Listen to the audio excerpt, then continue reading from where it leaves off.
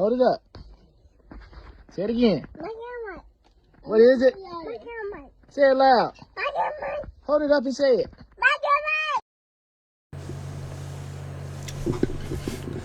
Yo, yo, yo. It's Mike. We back. Got a little, this looks like a little storytelling segment. Somebody asked me to, about a crazy first date story. I'm gonna go with one. So, I used to work at this job. I'm not gonna, put any, names out there of the job. I'm gonna put the girl's name out there because y'all don't know what I'm talking about. Unless you work with me. So those who see this, they know what I'm talking about. But yeah, I worked this job one time, and there was this girl who I got her number. She wanted me to have her number, so she gave me her number. I was hesitant to text it. I think it took me a few days to text it. I used to see her. She was nice. She's nice. She was pretty. So eventually I texted because you guys just asked me, text that girl? Yeah, I was like, nah, I ain't texting. Man, go and text it, man. If somebody else texts, blah, blah, blah. I'm like, alright, I'm just gonna go ahead. So, finally text her, we talking, you know, things go good, we hit it off, all this. We set up first date. We go on the first date. Well, first of all, I had to go pick her up. And I picked her up in my Mustang, so I have a 1999 Ford Mustang, so it's an older car, and I should have known from the get-go that won't gonna work, because when I was talking about it, I was told her, I was like, what kind of car you got? I was like, I got a Mustang. She was like, oh, we're gonna ride in style. So for me, that's style. So I was like, yeah, I love my car. So I'm like, yeah, we're gonna ride in style. It's like it's like a coupe, like a, you know, two-door, like we about to chill, go on this first date. We was going to dinner the movie. We went to the movie theaters, and then we was gonna hit up a Ruby Tuesday after the movies. We was actually gonna do the movies first, so movies and dinner, whatever. So yeah, I get there, and she comes outside, and she just like staring at my car. I was like, cause my car is like, alright, so when I bought the car, it was in good condition, great condition, got it for a good price. My paint is faded on the car, you know, but that's my baby. I love that car. I choose that car over anybody's car. I don't care, because it's just like reliable, depending on, you know, I can depend on it and all that. So she comes out there, she sees the car, and she's just like, she's looking at it. I'm like, oh yeah, she liked my car. But she gets in the car, she was like, this the Mustang? I was like, yeah, this the Mustang. She was like, she made some noise, and you know, she was quiet for a long time. So I'm like, alright, I gotta break the ice. So she was quiet riding down the road. So I'm like, so what's been up? None. And like all her answers was basic. So you know, it was just like, oh, she don't really want to go. So I'm like, we good? She was like, yeah, we good. So I'm like, alright. We going down the road. We get to, I don't know if y'all remember, with the old Sylvan Learning Center that is right before the movie theater in Henderson, because that's where we was going. She pulls out a cigarette about this long, lights it up in my car. So now I'm like, you know, like what? What you doing? I didn't know she smoked. And yeah. So I'm like, I ain't saying nothing, and she talking. She was like, so what we going to see? And she ain't let the window down, nothing. She just, you know, go to smoking in the car. So yeah, which was a problem. So I'm like, okay. Like, I don't know what to say. Like, I'm just like, should I fuss at her, tell her we don't do smoking in the car or whatever? So I ended up we went to the movie theaters. I ended up buying the tickets, whatever. And yeah, this is I can't remember what we seen. It might have been a superhero. Knowing me, it probably was a superhero movie. It might have been some Marvel related or something. I don't remember. But whatever it was, she just kept asking me for stuff when getting to the movies. Like, oh, go give me some candy. So I got up, got the candy. Oh, I want some popcorns and an icy. Alright, when I got that, ice machine didn't work, so I came back with a Coke. I don't want this Coke. So, alright, what you want? See if they got a Sprite, go get the Sprite. Oh, this Sprite tastes like water. So this date was just not going good. So the last time she sent me to go get some more candy. So I'm like, I know y'all probably like, oh, he crazy, he a simp. Yeah, I was. I ain't gonna lie. I'm trying to make sure this date go good, But I know I already spent too much money in the movie theater. I know how much movie stuff was costing at the time. So yeah. So the last time she sent me, I did leave. So I'm sorry. I left her. I left her there. I blocked the number, so I never heard from this girl again. Her name is Alexis. I'm gonna say it again. I'm not gonna give you no last name, but her name was Alexis. I never heard from her again after that. I feel bad for just leaving, but it was just so much going on. The cigarette thing had lost me. Because I had never had that issue before. I was like, what? You put out a cigarette? It was a long cigarette. A long cigarette. But, yeah, that was crazy. It was bad. The place I worked at the time was in Youngsville. But yeah, that was one of them situations. I'm just like, what to do right now? It's like, so now going back to work, having to see this girl. We saw each other. We didn't speak. We just walked on by each other. I ended up leaving 2 weeks later and going back to one of my older jobs. And I met a person there. We formed a relationship, and it was first start off everything's pretty good. We went to the movie theater. We had a better. It went better. I didn't have them same problems that I had with that person, but yeah, that was crazy. I feel bad that I just left. I know she hates me for it, but that I don't know. I guess I didn't know how to handle that. But the smoking in my car was no, because I don't smoke. So I don't smoke in my car, and you don't need to smoke in my car. And then you get in the mood theater and act like this is the first date that you order. You trying to ask for this, that. You already done hated on my car. Like my car ain't good enough for you, so it's just like, oh man, okay, this will be on. But yeah, that was that story. Yeah, I wouldn't do it again.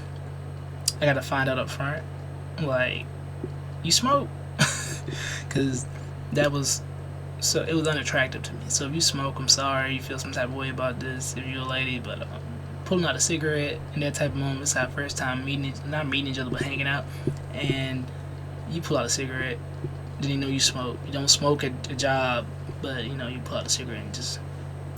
We talking about smoke going all around the car. I'm just like, I'm mad, trying not to say nothing. But yeah, I should just let the window down on her side so you get the memo. But yeah, that was that crazy first date. But yeah, to the person that suggested that, that's what I got for that. Yo, it's Mike. Going with the next question. This one was greatest athlete you ever witnessed. See, I've been around a lot of players that was athletic, did multiple sports, great at every sport.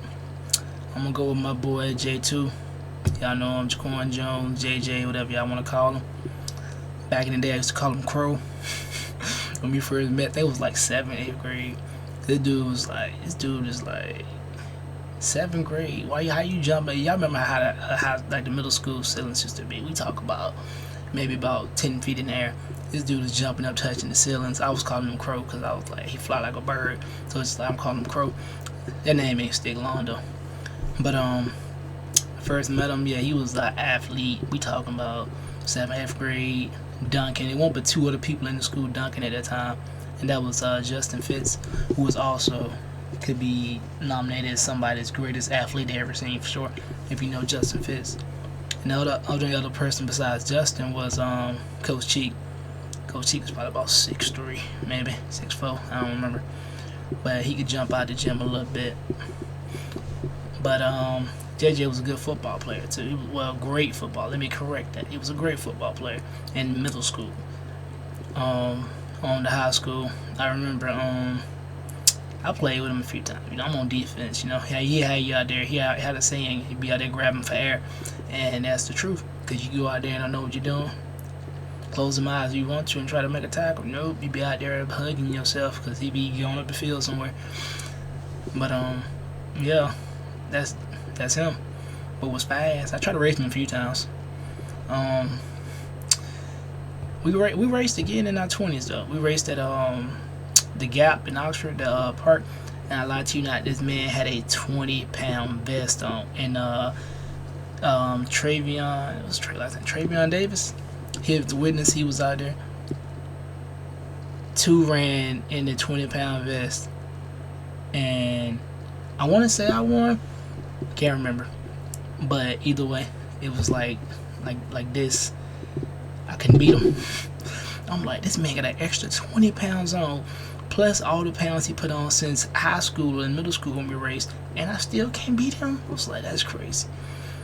But yeah.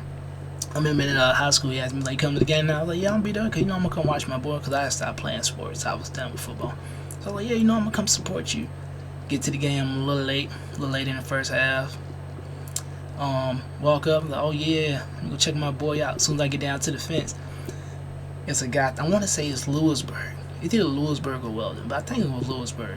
So he come down the field, I guess he done broke loose and come down the field, come down the sideline. I'm over there, I'm leaning over the fence, I'm turned to him, I'm like, oh yeah. And like I look back, turn back around, this boy's he coming back. He coming, he think he gonna hit Till, so he coming from the side. No, well, from this side, 2 on the sideline right here. He coming right here. Why this guy just hurdle him? We talking about dude went out of bounds somewhere. Touchdown. I'm like, yo, my boy is a beast out there. I was like, that was crazy. But athlete, I'm just gonna stay, strictly off of that. It was like that. You can look him up, get on Max Preps, whatever you want to do. Jaquan Jones, Warren County High School, Warrenton, North Carolina. Check him out. Beast. He think he a hooper, but one-on-one, he know what's up. We do for a good one-on-one session. Alright. I'm not sure if this is gonna be the last video or not for tonight.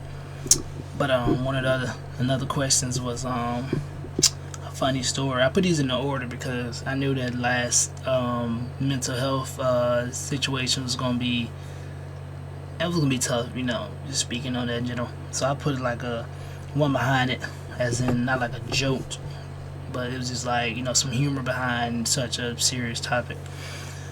But this one was named a funny time in history, and I remember this was when I was young. Me and Kobe, which is like a foster brother for me. My boy Josh Williams. We was young. Like, I don't remember. We might have been like 12, 13, maybe younger than that. But long story short, we went on to a picnic. That's the churches would call it, with our churches. He went for Spring Green. I went with mine, which is Shaka Chapel. We meet up at this picnic, we chilling, we coolin', like we get there, we see him, it's like, oh, like Josh here, like what's up, like you know how we kids, we chilling. This guy Josh, and he's married now, so this ain't no disrespect to his marriage at all. We kids, so he's like, oh, there goes some girls. It's like, we're going. I'm thinking, okay, like we don't know nothing about no girls. We young, so we're like, all right, let's go. And he's like, we're gonna follow behind him. We follow behind the girls. We finally get close to the girls. Finding out these some big girls, like huge, like they all. It was like 3 or 4. It was more than them than us. So, I mean, literally, it was more than them than us. But anyways, they was. It was some big ones. So I remember looking at Josh like, you got us running around out here behind some big girls. We had to be young because they was like 17, 16, so we was younger than that. It was like, you got us running behind some big girls, and he had nothing to say. I don't know if he remembered this or not, but this happened. I don't know where we was at, but this definitely happened. So they was in a tree house. They left out the tree house, went somewhere else. So we go in the tree house that they left out of. We go in and get chased out by Walls. Like I was like, you gotta not only chase them behind some big girls, then we getting chased by Walls. I was like, dude, what is wrong with you? Who was young? And I thought that was like one of them crazy moments. But I'm glad I was able to go through that, because like, stuff like that makes friendships. Kobe might have liked that because that was his type of woman. I hate to say that was his type of woman at that moment, but yeah. Oh yeah, let me show y'all the shirt. Shout out to my sister. This is yeah, this is a lady like licking an ice pop. It's not a man, it's a lady. But yeah, shout out to my sister Dana. She gave that to me for Christmas. It's crazy, I know.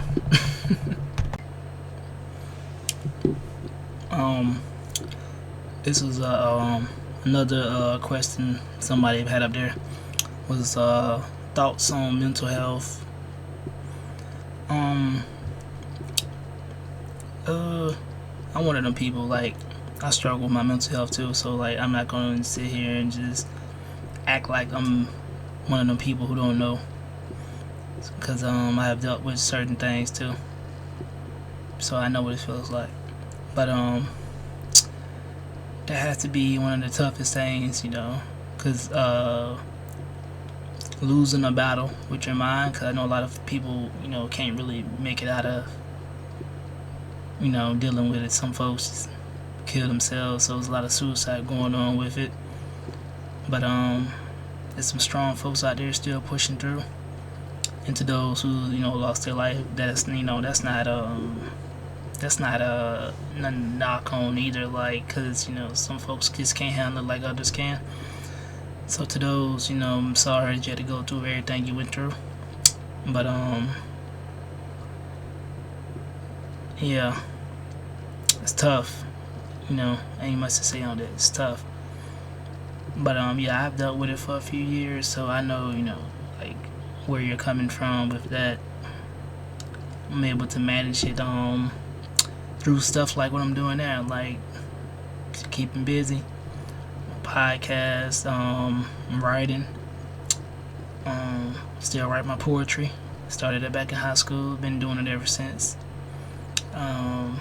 Sports, basketball, going to the gym, helping the kids. Just like I stay busy to the point where I don't let my mind wander off and just think about things that bring me down and all of that, which I know it doesn't work for everybody. A lot of folks try to do the medicine route. I'm trying not to ever have to do that, so I'm just finding different ways to get through that. But yeah, anxiety, depression, stress, and we know everything, it's tough. People go through stuff, and everybody be like, oh, you'll be alright, it's gonna be okay, keep praying, which is, it's good and all, but we appreciate the support, and of course you're gonna keep praying, but not to say it's just words, but some people that's just words, because it's better said than done, because you can't just go, alright, let me go clear my head, everything gonna be okay. That's not how that works. Some people go smoke, different things to cope with, what they're dealing with or fighting, so. But understanding there's a lot of people out here that rather, talk to you, hear you, than they see you in a casket, right? So, I won't get too deep on this yet, but I would love to touch this subject, one day in the future. Cause yeah, I'm one of those people. I'm not afraid to admit that. I deal with things. I'm sure a lot of people deal with things that they'll never talk about. I'm sure I got homies that's going through things that they just hide. I've been good. I've been able to hide mine behind smiles. Y'all know me. I'm always smiling, laughing, cracking a joke. Or I'm just quiet. Like I'm able to hide mine. So yeah. But to have a problem that some folks can't even talk to people about, or you got therapy, but therapy don't always work for everybody. Some people just don't work. But yeah, there's always somebody out there who would love to listen and try to help you, versus you making that extra move to damage yourself, or worse. So yeah, I've been there, not there like in that, but then I know where everybody's coming from. I know why somebody would think about doing something like that. But yeah, there's people here who would be willing to lend their ear if you need it, or talk, or whatever. But yeah, that subject, that deserves its own segment. Like, that's something you can talk about for hours and just talk about that, because yeah, I know how that goes. Like, that's crazy. People stressing every day, people depressed, fighting depression.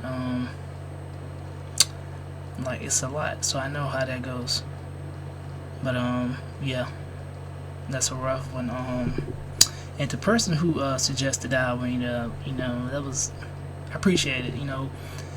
We always need that. And to those who's going through it, take your mental health day. Take a break, read your book, go to the library. Exercise, play sports, run, do whatever you need to do to fight it. Don't give up on yourself. Yeah, keep pushing through. But yeah.